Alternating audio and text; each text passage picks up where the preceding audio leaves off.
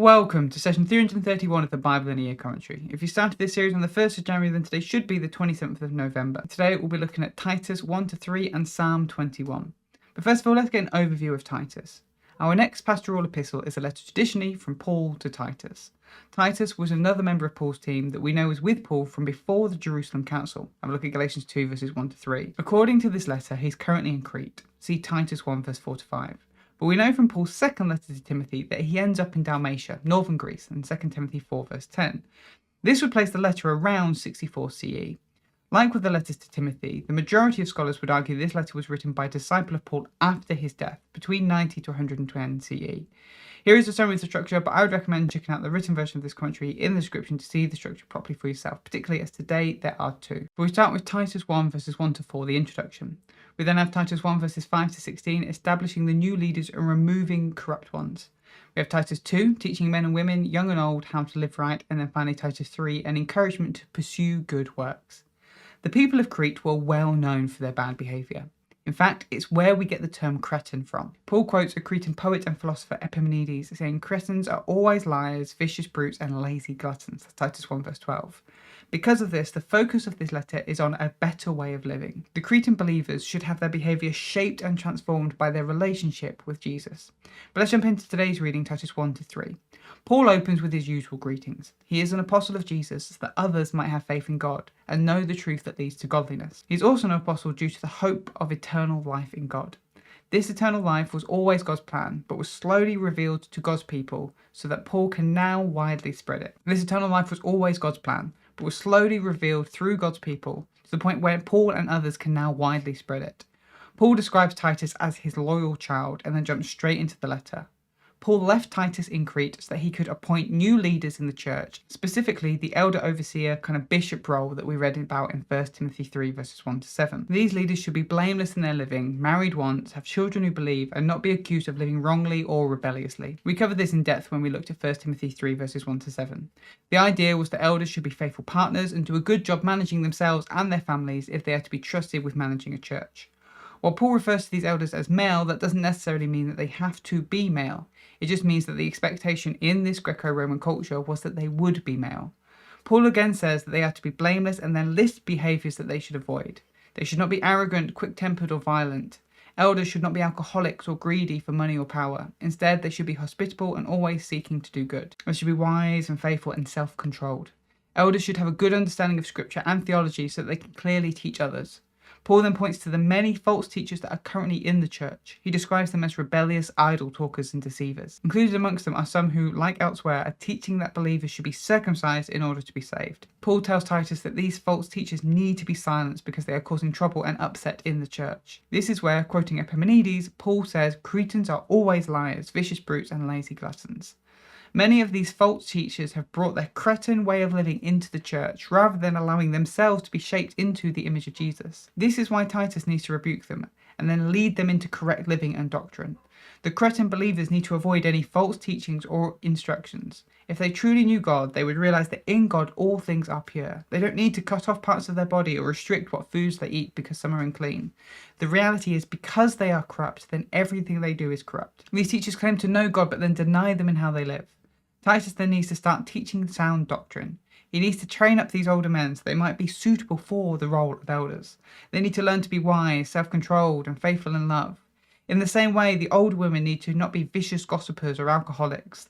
They need to live right so they can teach and encourage the younger women. As for the younger women, there's evidence to suggest that it was common for young women of Crete to reject the idea of marriage and sleep around. Not an uncommon idea for many today, but incredibly scandalous for the time. These young women should instead learn to be faithful wives if they are married, and good mothers if they have children. They should learn self-control, being good managers of their house, and be submissive to their husbands so that the word of God is not discredited. We've spoken before how Paul is speaking to the culture of the time. He is encouraging these young women to fulfill the social expectations and responsibilities placed upon them by the time so that they can be upstanding citizens. This then models right living to those outside the church.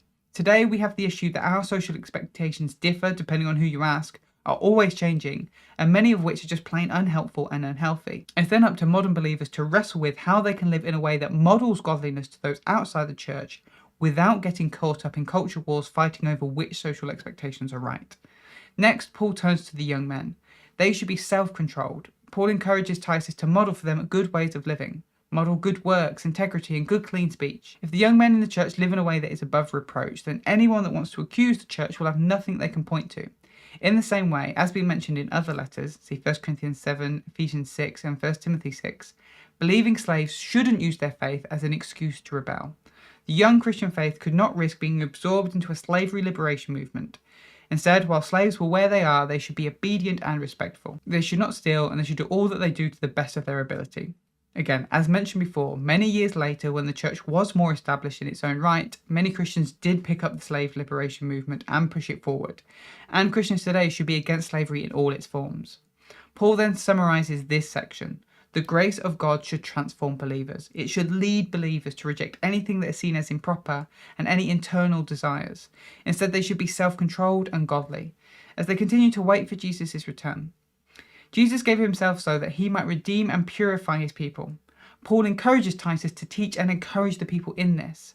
Paul then focuses more generally on the sorts of good deeds and ways of living that believers should adopt.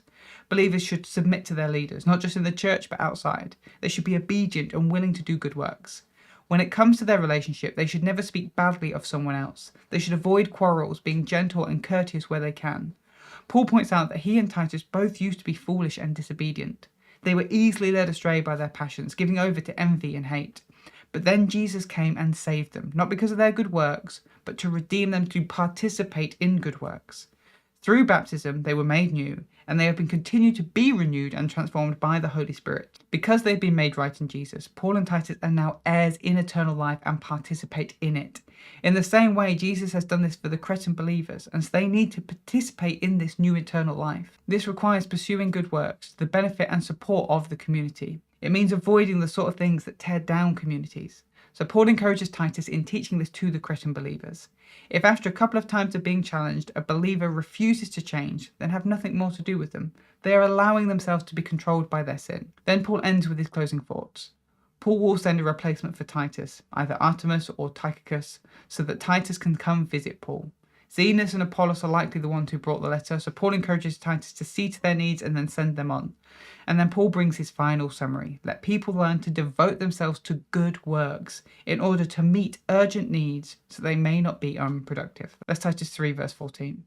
Let people seek to do good and help one another. Titus is an encouragement to a leader, but really to a church that is embedded in a broken culture. It is an encouragement to make sure that broken culture does not seep into the church, but instead that the church becomes a beacon of a better way to live to the community. This doesn't mean that the church removes themselves from the wider community. They should seek to engage with it at various levels, modelling this better way of living in the hope that they can transform the community from the inside out. But that is the letter to Titus. Now let's look at Psalm 21. This psalm is attributed to King David and falls into the category of royal psalm. Royal psalms are psalms that are focused on either God as king or on a human king.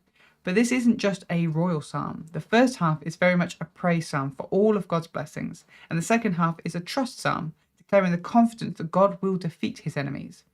Really, the main thing that makes this a royal psalm is the fact that it is written from the perspective of a king, likely David, though in the third person.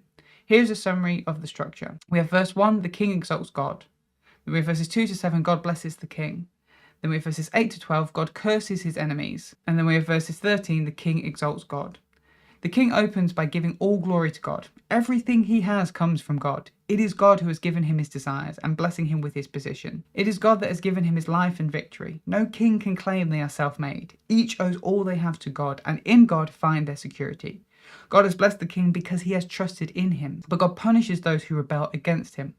Elsewhere in the Bible, the wicked are often spoken of as consuming the poor and destroying the innocent. Here, God is the one doing the consuming and the destroying. To use a modern phrase, he is giving them a taste of their own medicine. And so the king ends where he began, exalting God and giving him the glory. In this psalm, we see the power and authority of God. Even kings submit themselves to him. But we also see how taking the time to praise God for his past and present goodness, in verses 2 to 7, can give us the confidence to declare his authority over our future, verses 8 to 12. Thanks for joining us today. Take a moment to reflect on what you've read and share your thoughts or questions below. If you're watching in the future, then you can click here for the next session, or you can find the full playlist just down here. To receive these daily commentaries in your email inbox, subscribe via the link in the description below. Have a great day, and I'll see you tomorrow.